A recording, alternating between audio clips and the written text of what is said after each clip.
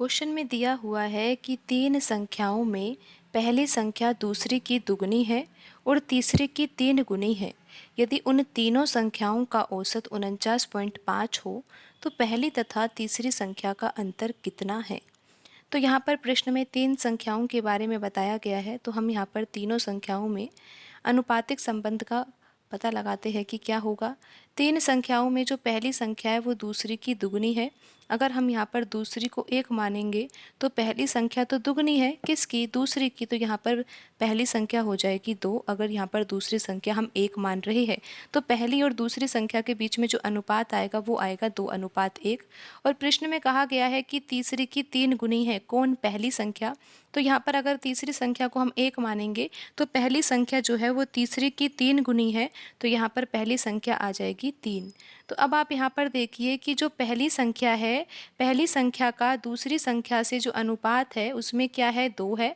और पहली संख्या का जो तीसरी संख्या के साथ अनुपात है उसमें 3 लिखा हुआ है। ये बराबर होना चाहिए क्योंकि है तो पहली संख्या ही। तो इसको बराबर करने के लिए हम यहाँ पर 3 का गुणा कर रहे हैं और यहाँ पर 2 का, जिससे कि ये 6 हो जाएगी। लेकिन आप यहाँ पर ये ध्यान रखिएगा कि यहाँ पर आपने 3 का गुणा किया है तो आपको यहाँ पर 3 का गुणा करना होगा, यहाँ पर 2 का गुणा किया है तो यहाँ पर भी 2 का गुणा करना होगा। तो यहाँ पर अब पहली संख्या का अनुपात क्या आ जाएगा, 6, क्योंकि 2 का गुणा 3 से होगा 6, 3 का गुणा 2 से होगा 6। यहाँ पर दूसरी संख्या का अनुपात क्या आ जाएगा, 3 आ जाएगा। और तीसरी संख्या का अनुपात क्या आ जाएगा, 2 आ जाएगा। तो पहली संख्या, दूसरी संख्या और तीसरी संख्या के बीच में अनुपात क्या आया है, 6:3:2 आया है। तो आइए अब हम यहाँ पर प्रश्न को हल करते हैं। आपको ये पता है पहली संख्या, दूसरी संख्या और तीसरी संख्या के बीच में जो अनुपातिक संबंध आया है वो क्या आया है, 6:3:2। तो यहाँ पर अब आगे प्रश्न में दिया हुआ है कि यदि उन तीनों संख्याओं का औसत 49.5 हो तो पहली तथा तीसरी संख्या का अंतर कितना है। तो यहाँ पर हम संख्या को मान लेते हैं कि पहली संख्या 6x है, दूसरी संख्या यहाँ पर 3x है और तीसरी संख्या यहाँ पर 2x है। तो यहाँ पर हमें औसत निकालना है, तो इन तीनों संख्याओं को हम जोड़ देंगे और बट्टा में क्या लिखेंगे, 3 लिखेंगे, क्योंकि ये तीन संख्याएं हैं। और औसत कितना दिया हुआ है प्रश्न में, 49.5 दिया हुआ है। तो यहाँ पर अगर हम हल करते हैं तो 6 और 3 9 और 2 कितना हो जाएगा, 11x। 11x/3 किसके बराबर आएगा, 49.5 के बराबर आएगा। तो यहाँ से हम दशमलव हटाएंगे तो बट्टे में 10 आ जाएगा। 11 से अगर काटेंगे तो यहाँ पर ये कटेगा 45 बार।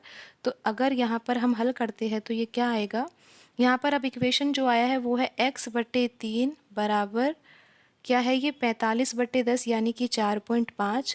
तो 3 का हम क्रॉस मल्टीप्लाई कर देंगे तो x किसके बराबर आ जाएगा, 13.5 के बराबर आ जाएगा। तो x बराबर यहाँ पर 13.5 आ गया है। प्रश्न में ज्ञात करना है पहली संख्या तथा तीसरी संख्या का अंतर कितना है। आपको पता है कि पहली संख्या क्या है, 6x है और तीसरी संख्या क्या है, 2x है। तो इन दोनों संख्याओं के बीच में अंतर कितना होगा, 6x में से 2x घटाएंगे तो अंतर आ जाएगा 4x।